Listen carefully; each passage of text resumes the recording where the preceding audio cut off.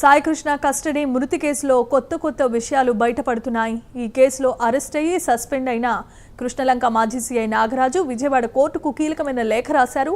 తాను నిర్దోషిని అంటూ సిట్ అధికారులు తనను అన్యాయంగా ఇరికించే ప్రయత్నం చేస్తున్నారని ఆరోపించడం ఇప్పుడు తీవ్రమైన కలకలం రేపుతోంది.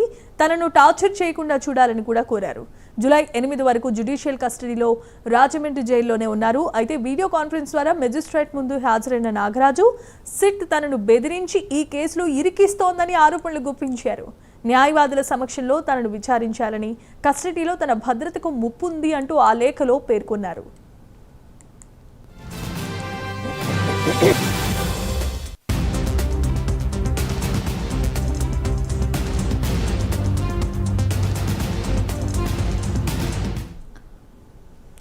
మే మొదటి వారంలో కృష్ణలంక పోలీస్ స్టేషన్ కస్టడీలో ఉండగానే గాయాలతో సాయికృష్ణ మరణించినట్లుగా సిట్ ప్రాథమికంగా గుర్తించింది. అంతేకాదు మే 6 నుండి 8 వరకు సాయికృష్ణను అక్రమంగా నిర్బంధించి మ్యాజిస్ట్రేట్ ముందు హాజరు పరచలేదని కూడా సిట్ దర్యాప్తులో వెల్లడైంది.